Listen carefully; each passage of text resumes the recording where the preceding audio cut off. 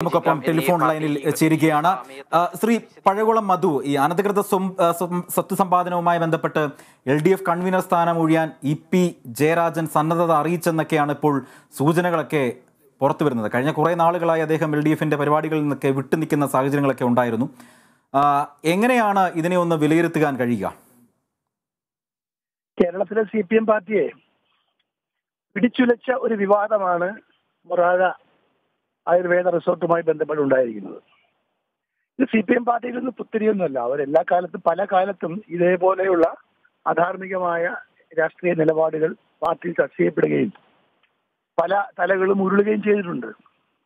ഇപ്പൊ EP ജയരാജനെതിരായിട്ടുണ്ടായിട്ടുള്ള ഈ വിമർശനവും ആരോപണങ്ങളുമെല്ലാം CPM പാർട്ടിയിലെ വിഭാഗീയതയുടെ ഒരു പുതിയ അധ്യായമാണെന്ന് മാത്രമാണ് നമുക്ക് വിലയിരുത്തേണ്ടത്.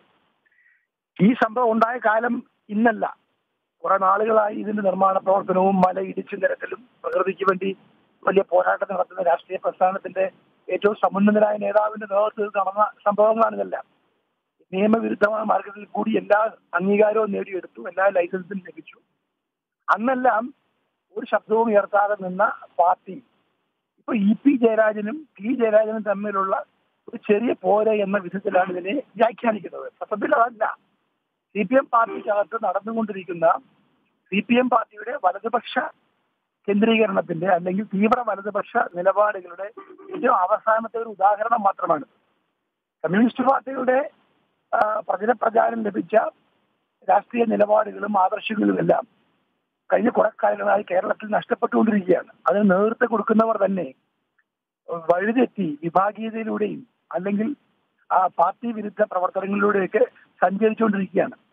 ഈ അസാൻമാർഗികമായ പ്രവൃത്തികളെല്ലാം നിലയ്ക്ക് നിർത്തുകയും നിയന്ത്രിക്കുകയും ചെയ്യേണ്ടവർ തന്നെ ആ അഴിമതികളുടെയും തെറ്റായ പ്രവണതകളുടെയും എല്ലാം വക്താക്കളും അതിന്റെ ഗുണഭോക്താക്കളായി മാറിയതാണ് CPM ഇന്ന് നേരിടുന്ന എല്ലാ അപജയത്തിന്റെയും കാരണം. ഈ രാഷ്ട്രീയ അപജയം അങ്ങനെ മാത്രം നമുക്ക് വിലയിരുത്താൻ കഴിയില്ല. ഇത് രാഷ്ട്രീയപരമായിട്ടുള്ള അപജയമാണ്, അല്ലെങ്കിൽ പൊതുരംഗത്തിനെ ആകെ ബാധിച്ചിട്ടുള്ള ഒരു ക്യാൻസറാണ് ഈ അഴിമതി എന്ന് പറയുന്നത്. അത് CPM പാർട്ടിയെ അടി മുതൽ മുടി വരെ ബാധിച്ചിരിക്കുകയാണ്. പാർട്ടിയുടെ സമുന്നത നേതാക്കന്മാർ മാത്രമല്ല, പാർട്ടിയുടെ ഏറ്റവും താഴെ തട്ടിലുള്ള സാധാരണ നേതാക്കന്മാർ വരെ ഈ അഴിമതിയുടെ ഭാഗമാകുകയും അവരെല്ലാം അതിൽ പങ്കുപറ്റുകയും ചെയ്തിട്ട് ജനങ്ങളെ അത് വീണ്ടും ആദർശവും വിപ്ലവവും പറഞ്ഞ് കബളിപ്പിക്കുന്ന ഒരു വിരോധാഭാസമാണ് കേരളത്തിൽ കഴിഞ്ഞ കുറെ നാളുകളായി നടന്നുകൊണ്ടിരിക്കുന്നത്. EP ജയരാജനെതിരായിട്ട് പുറത്തു വന്ന വെളിപ്പെടുത്തൽ CPMലെ പിണറായി വിജയന്റെ നേതൃത്വത്തിലുള്ള ഒരു രാഷ്ട്രീയത്തിനെതിരായിട്ടുള്ള ഒരു മുന്നേറ്റമാണോ, അതോ പിണറായി വിജയൻ തന്നെ EP ജയരാജനെ കൈകാര്യം ചെയ്ത് ഒതുക്കുന്നതിന് വേണ്ടിയുള്ള തന്ത്രമാണോ എന്ന് രണ്ടും ഇനി അടുത്ത കുറച്ച് ദിവസം കൂടി കഴിയുമ്പോഴേ നമുക്ക് വിലയിരുത്താനും മനസ്സിലാക്കാനും സാധിക്കുകയുള്ളൂ. ഇപ്പൊ സംഭവിച്ചത് എന്താന്ന് വെച്ചാൽ CPM പാർട്ടിയുടെ ഈ നേതാവും കേന്ദ്ര കമ്മിറ്റി അംഗവും അതുപോലെ തന്നെ LDF കൺവീനറുമായിട്ടുള്ള ഒരാളാണ് പ്രതിസ്ഥാനത്ത് വന്നിരിക്കുന്നത്.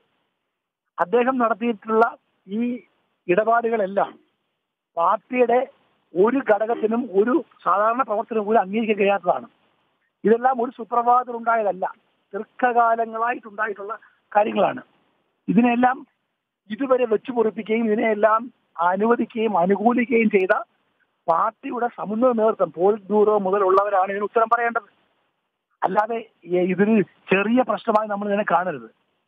അപ്പൊ CPMന്റെ ഈ അപജയമുണ്ടല്ലോ, രാഷ്ട്രീയപരമായിട്ടുള്ള അപജയം, ആ അപജയത്തിന്റെ ഒരു വലിയ ഒരു ദൃഷ്ടാന്തമാണ് ഈ സംഭവം. ഇത് കേരളത്തിലെ CPM പാർട്ടി പിടിച്ചു കുലുക്കും.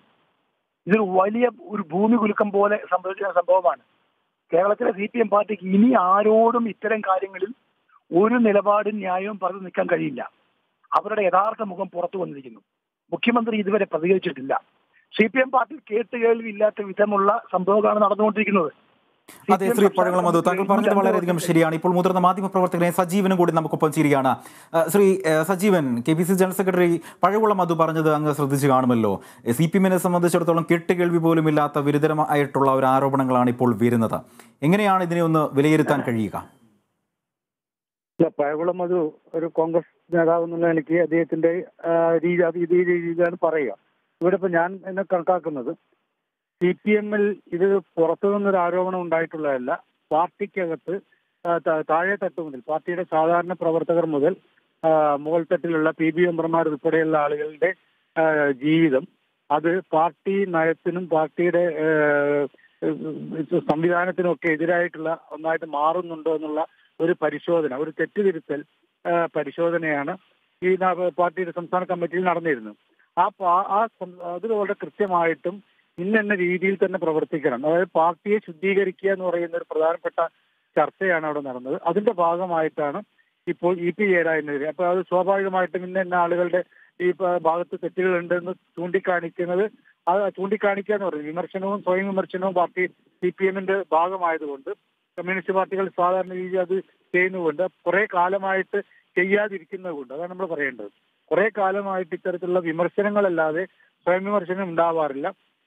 വിമർശനം പോലും ഇത്തരത്തിൽ സാമ്പത്തികമായ അച്ചടക്കമില്ലായ്മയോ അല്ലെങ്കിൽ അഴിമതിയോ പോലുള്ള കാര്യങ്ങൾ പോലും എല്ലാവരും കണ്ടിട്ടും കണ്ണടച്ചിരിക്കുന്ന ഒരു രീതിയുണ്ട്. ഇപ്പൊ നേരത്തെ അത് പറഞ്ഞ ശരിയാണ്, ഇത് ഇന്ന് ഉണ്ടായതല്ല. ഇതിന്റെ ഉദ്ഘാടനം തന്നെ, ഈ ആയുർവേദ റിസോർട്ടിന്റെ ഉദ്ഘാടനം തന്നെ നടന്നത് 2021-ലാണ്.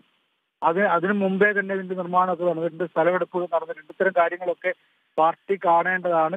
അത് കണ്ടിട്ടും കാണാതിരുന്നു പറയുന്ന ഒരു സംഭവമുണ്ട്. അപ്പൊ അത്തരം കാര്യങ്ങൾ പൂർണ്ണമായിട്ടും ഇല്ലാതാക്കിക്കൊണ്ട് പാർട്ടിയെ ശുദ്ധീകരിക്കുക എന്ന് പറയുന്ന രീതിയിലേക്ക് CPM പോകുന്നതിന്റെ ഭാഗമായിട്ടാണ് ഈ ചർച്ച ഉണ്ടായത്. ആ ചർച്ചയിൽ സ്വാഭാവികമായിട്ടും മറ്റു പല ആളുകളും പറയാത്തത് P. ജയരാജൻ പറഞ്ഞു എന്നുള്ളത് പ്രധാനപ്പെട്ട കാര്യമാണ്.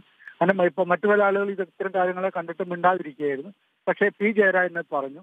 സ്വാഭാവികമായിട്ട് അത് എഴുതി കൊടുത്തു കഴിഞ്ഞാൽ നടപടിയിലേക്ക് പോകും, അന്വേഷണത്തിലേക്ക് പോകും എന്നൊക്കെ പാർട്ടി സംസ്ഥാന സെക്രട്ടറി പറഞ്ഞതുകൊണ്ട് അത് ആ രീതിയിൽ പോകും. ഇത് ഒരു കാര്യമുള്ളത്, P. ജയരാജനെതിരെ പരാതി ഉന്നയിച്ച P. ജയരാജനെതിരെയും പരാതി പ്രളയമാണ്. CPM-ന്റെ കേന്ദ്ര സംസ്ഥാന കമ്മിറ്റികൾക്ക്, നേതൃത്വങ്ങൾക്ക് പരാതികളുടെ പ്രളയം പൊയ്ക്കൊണ്ടിരിക്കുന്ന ഒരു സാഹചര്യം.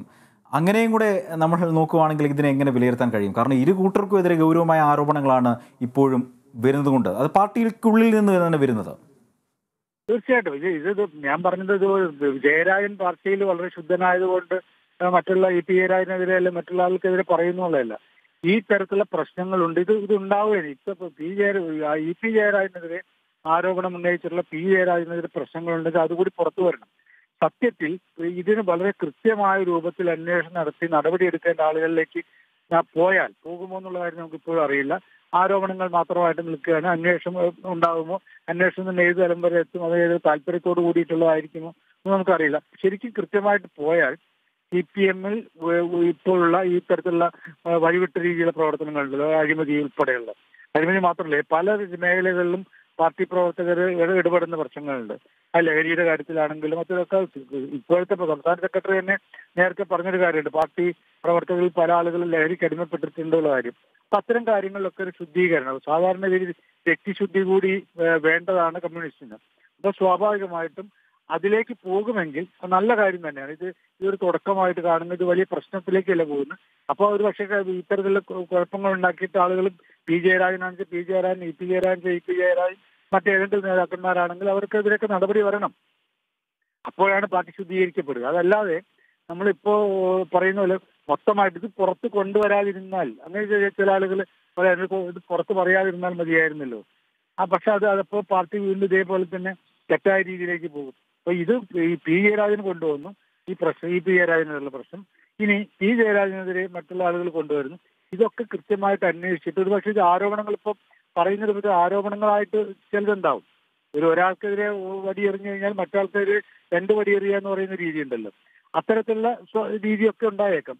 അത് അവിടെയാണ് പാർട്ടി കൃത്യമായ രൂപത്തിലേക്ക് അന്വേഷണം നടത്തിയിട്ട് അവിടെയൊക്കെ ഈ വ്യക്തിപരമായ താല്പര്യങ്ങളോ അല്ലെങ്കിൽ ഗ്രൂപ്പ് താല്പര്യങ്ങളോ ഒന്നും നോക്കാതെ പോയാൽ ആ പാർട്ടിക്ക് നല്ലതാണ്. അതല്ലെങ്കിൽ ഇതൊരു ചെളിവാരി എറിയൽ മാത്രമായിട്ട് അവസാനിക്കും. ഈ ചെളി എപ്പോഴും ഇവരുടെയൊക്കെ ദേഹത്തിന് ഉണ്ടാവുകയും ചെയ്യും.